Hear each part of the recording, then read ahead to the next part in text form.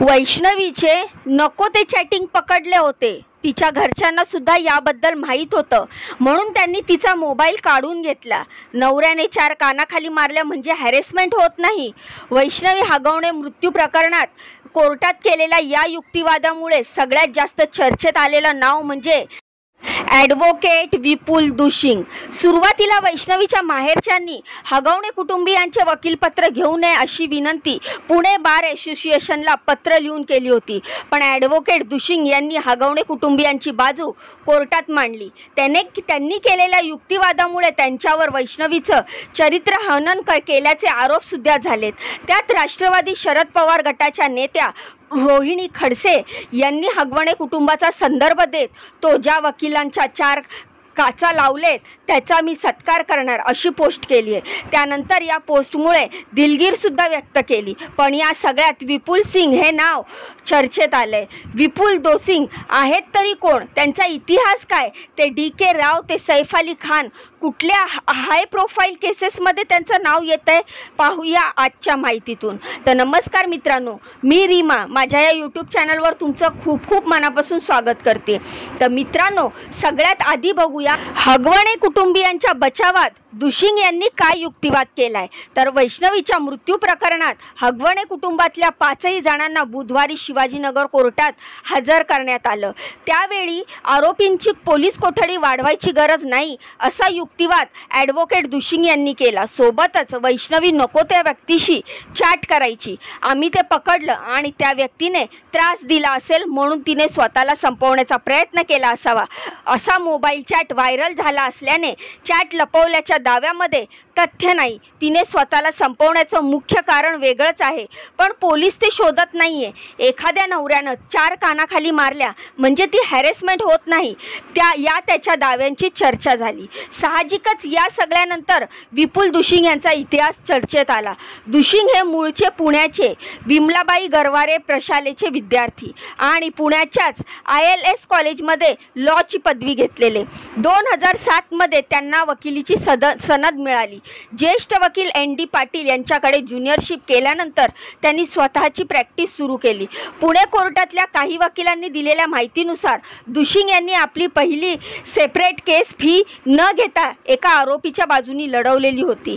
यावेळी त्यांच्या नावाची जेलमधल्या कैद्यांमध्ये चर्चा झाली आणि त्यानंतर क्रिमिनल लॉयर म्हणून त्यांचं नाव गाजलं।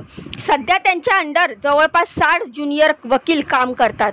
बऱ्यापैकी हाय प्रोफाईल केसेसमध्ये त्यांचं नाव येत असंही सांगितलं जातंय। साहजिकच प्रश्न उभा राहतो, कुठल्या हाय प्रोफाईल केसेसमध्ये दुशिंग यांचं नाव समोर येतंय। तर जानेवारी 2025 मध्ये कुख्यात गँगस्टर रवी मल्लेश बोरा म्हणजेच DK रावला हॉटेलमध्ये व्यावसायिकांकडे 2.5 कोटीची खंडणी मागितल्या प्रकरणामध्ये त्यांना अटक करण्यात आली। DK रावचा इतिहास, त्यांचे अंडरवर्ल्ड कनेक्शन, एन्काउंटरचे प्रयत्न, त्यामुळे त्यांची अटक हे पोलिसांचं मोठं यश समजलं जात होतं। पण एप्रिल 2025 मध्ये DK रावल यांना जामीन मंजूर झाला। DK रावची बाजू कोर्टात दुशिंग यांनी मांडली होती। त्यावेळी त्यांनी असा युक्तिवाद केला होता की खंडणीच्या प्रकरणातले आरोप किंवा या प्रकरणात DK रावची भूमिका स्पष्ट करणारे घटक पुढे आलेलेच नाहीयेत, त्यामुळे DK रावचा सहभाग स्पष्ट होत नाहीये। त्यांच्या या युक्तिवादामुळे DK रावला 3 महिन्यात जामीन मंजूर झाला होता। त्यानंतर पुण्यातल्या एका प्रकरणातही दुशिंगची जोरदार चर्चा झाली होती। शिरोळ तालुक्यातल्या अनिल शेळके नावाच्या एका जिल्हा परिषद शिक्षकावर 30 विद्यार्थिनींनी शारीरिक शोषण केल्याप्रकरणी पॉक्सो अंतर्गत गुन्हा दाखल करून त्यांना अटक झाली होती, पण पॉक्सोचा गुन्हा दाखल असूनही हा शिक्षक जेलमधून सुटला।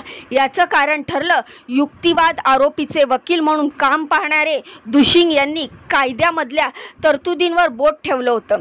त्यांनी युक्तिवाद केला की पोलिसांनी आरोपीला अटकेची लेखी माहिती दिली नाही, त्यामुळे आरोपीचे मूलभूत अधिकार भंग झाले आहेत। या युक्तिवादासाठी त्यांनी सर्वोच्च न्यायालय आणि मुंबई उच्च न्यायालयाच्या निर्णयाचा संदर्भ दिला होता। कोर्टाने यात पोलिसांनी देखील कायदेशीर बाबींची पूर्तता न केल्यामुळे आरोपीला सोडण्याचे आदेश दिले होते। या प्रकरणात तब्बल 30 मुलींना शोषणाला समोर जावं लागलं होतं, तरी सुद्धा फक्त कायदेशीर बाबींचं कारण पुढे करून आरोपींची सुटका झाल्यामुळे त्या निष्पाप मुलींना न्याय कसा मिळणार हा प्रश्न विचारला गेला होता। पुण्यातला कुख्यात गुंड गजानन मारणेचे वकील म्हणूनही विपुल दुशिंग यांचं नाव चर्चेत आलं आलं होतं. 2021मध्ये तळोजा जेलमधून सुटल्यावर गजानन मारण्याची रॅली काढण्यात आली होती. त्यात तब्बल 500 गाड्या आणि मोठ्या संख्येने तरुण असल्याचं दिसून आलं. या सगळ्या घटनेनंतर पोलीस प्रशासनावर जोरदार टीका झाली होती. या प्रकरणावर मारण्यावर एकूण 6 FIR दाखल होत्या. पण विपुल दुशिंग यांनी मारण्या यांचं वकीलपत्र घेत कोर्टात त्यांची बाजू मांडली आणि त्यांना जामीन मंजूर झाला. पुण्यातल्या निलेश गायवळ, सचिन पोटे, चांद दाभाडे या कुख्यात गँगस्टर्स यांचं वकीलपत्र घेतल्यामुळेही विपुल दुशिंग यांचं नाव मोठ्या प्रमाणावर चर्चेत आलं होतं.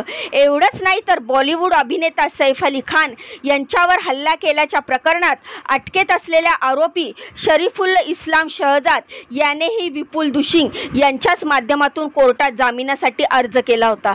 तेव्हा दुशिंग यांनी कोर्टात शरीफुल्लाला फसवण्यात आलं आहे असा दावा केला होता. तरी कोर्टाकडे आपल्यावर दखल केलेली केस पूर्णपणे खोटी आहे, त्यामुळे आपल्याला जामीन मंजूर करण्यात यावा असा अर्ज दाखल केला होता. पण पोलिसांनी त्यांच्या विरोधात असलेल्या भक्कम पुराव्याचा दाखला दिल्यानं कोर्टाने त्याचा जामीन फेटाळला. यात सुद्धा दुशिंग यांनी आरोपीला अटक करण्याच्या कारणाच्या लेखी माहिती आरोपीला दिली गेली नाही. त्यामुळे त्यांची अटक बेकायदेशीर ठरते आणि त्यांची सुटका करण्यात यावी अशी मागणी कोर्टाकडे केली होती. बीडचं किशोर फड खून प्रकरण, गुजरातचा आमदार जयंतीलाल भानुशाली खून खटला, हैदराबादचं कामरेड्डी प्रकरण आणि आसाम आणि बँगलोरमधल्या ईडीच्या केसेस यातही विपुल दुशिंग यांचं नाव वकील म्हणून होतं. सुंदर बैलाचे मालक रणजित निंबाळकर यांच्या हत्या प्रकरणात दुशिंग यांनी निंबाळकर कुटुंबियांची बाजू मांडत आरोपी काकडे यांचा जामीन रोखला होता. त्यानंतर त्यांचं नाव वैष्णवी हगवणे प्रकरणात चर्चेत आलं आणि त्यांच्यावर टीका व्हायला सुरुवात झाली. मुळात याआधीही त्यांनी पुण्यातल्याच एका हुंडाबळीच्या प्रकरणाची केस घेतली होती. 2021मध्ये पत्नीला सिगरेटचे चटके देऊन मारहाण करणं, खंडणीसाठी छळ करणं आणि तशी तक्रार पुण्यातला उद्योजक गणेश गायकवाड आणि त्यांचे वडील नाना गायकवाड यांच्या विरोधात दाखल झाली होती. गायकवाड यांनी सुनेचा छळ केला, तिच्यावरती अघोरी प्रकार केले, खंडणी मागितली असे आरोप सुद्धा या पितापुत्रावर झालेले होते. 2021 पासून हे दोघेही अटकेत आहेत. नाना गायकवाड यांचं वकीलपत्र सुद्धा विपुल दुशिंग यांनीच घेतलं होतं. यामुळे आता पुन्हा एकदा त्यांचं नाव हुंड्याच्याच प्रकरणात चर्चेत आलंय. वैष्णवी हगवणे प्रकरणामध्ये केलेल्या युक्तिवादानंतर विपुल दुशिंग यांचं नाव पुन्हा चर्चेत आलंय. त्यांचं एक जुनं प्रकरण सुद्धा पुन्हा बातम्यांचा विषय ठरलंय.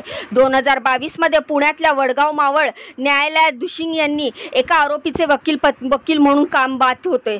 पण त्यावेळी चुनाव रणनीतीची पुढची तारीख कुठली ठरवायची म्हणून त्यांचा आणि सरकारी वकील प्रेमकुमार अग्रवाल यांचा वाद झाला. न्यायालयातून बाहेर पडल्यावर वकील दुशिंग यांनी आपली कॉलर पकडून त्यांना अन्य 2 वकिलांसह आपल्यावर हल्ला केला, आपल्याला मारहाण केली अशी तक्रार अग्रवाल यांनी दाखल केली. या प्रकरणात दुशिंग यांनी अन्य 2 वकिलांवर वडगाव मावळ पोलीस ठाण्यामध्ये गुन्हा दाखल केला.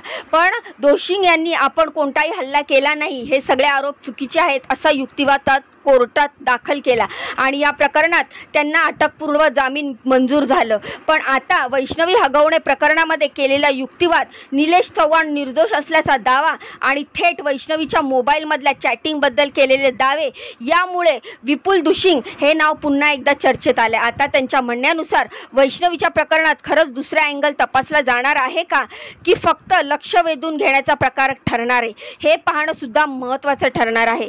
या युक्तिवादाबद्दल तुमच्या काय प्रतिक्रिया आहेत मला कमेंटच्या माध्यमातून नक्की सांगा. विपुल दुशिंग, ॲडव्होकेट विपुल दुशिंग यांनी केलेल्या या युक्तिवादाबद्दल आणि वैष्णवी हगवणे बद्दल केलेल्या या चर्चेबद्दल, ह्या माहिती सांगितलेल्या ह्या चॅटिंगबद्दल आपल्या काय प्रतिक्रिया आहेत त्या देखील मला कमेंटच्या माध्यमातून सांगा.